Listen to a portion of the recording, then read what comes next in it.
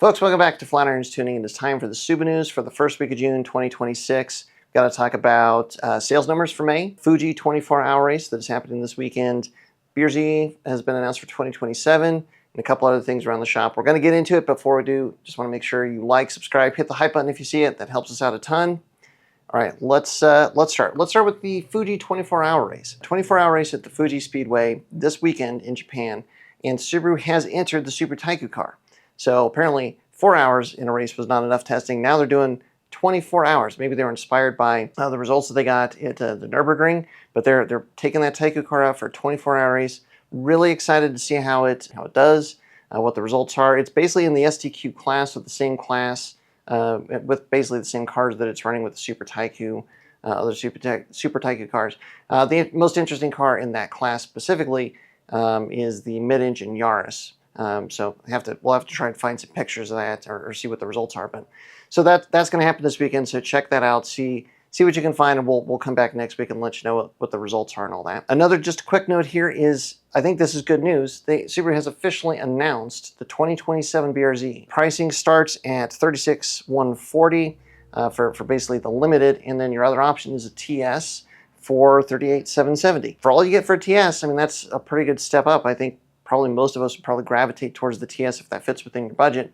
The most positive thing I think to say here is the fact that Subaru has announced it. It means we're getting a BRZ for at least one more year, and I'm increasingly getting the impression that probably in the next couple months we're going to find out what's coming next year, 2027. And I think 2027 there's going to be a lot of changes in the works, and we're going to get all the information about this new STI and all that sort of thing. So stay tuned for that.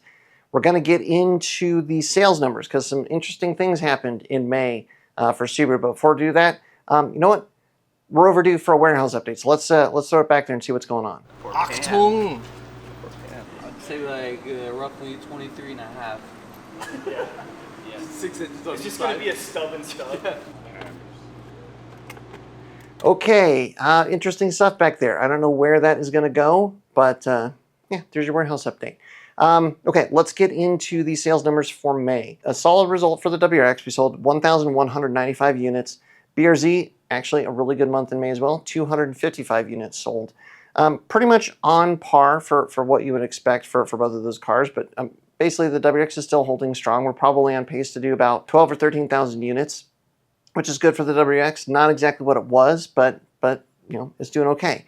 The really interesting thing here is the EV numbers. So now this is the first full month where the Trail Seeker and the Uncharted have been, you know, basically more available than they were last month in April.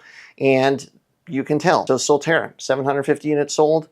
Trail Seeker, 1,074 units sold. Uncharted, 1,270 units sold. So the Uncharted by itself outsold the WRX, which is kind of wild. If you put all of the EV sales for Subaru together, 3,094 units sold. The WRX and the BRZ combined, 1,450. What's very interesting here, I mean, if this continues, I mean, this could be the point where Subaru has turned the corner a little bit. There's a lot of positive momentum around these EVs. And as we've talked about with the CAFE standards, there's a lot of good things that will probably come to us as enthusiasts as these EV sales get stronger. But the interesting part of it is Subaru has now also announced that they have put to the back burner their plan to come out with what I would guess would be the next generation of their EVs, the ones that Subaru has fully in-house designed. So if people really like these, you know, the Trail Seeker, the Uncharted, and possibly the Getaway, you know, is it the right move to back burner whatever is going to be even more of a Subaru EV? We'll just have to wait and see. It's going to be interesting. And again, like, how does it compare to the sales of the WRX and the BRZ? I think there's actually room to grow here. I kind of wonder if we're going to get in one of these EVs to the point where it's starting to compete with something like the Ascent. The Ascent, for instance, only 3,200 units sold last month. I could see something like the Trail Seeker getting close to matching that possibly by the end of the year. Right now, basically all of the EVs combined almost match the Ascent sales. So there's some momentum growing. It's interesting. We've got to pay attention to it. And this is, again, where I think Subaru, you've got to let the enthusiasts in on what you have in the works, what you have in the plans, because I think if there's something really exciting, that's going to get a lot of momentum back to, you know, the WRX, the STI, hopefully when we see it. Maybe there's going to be a new BRZ.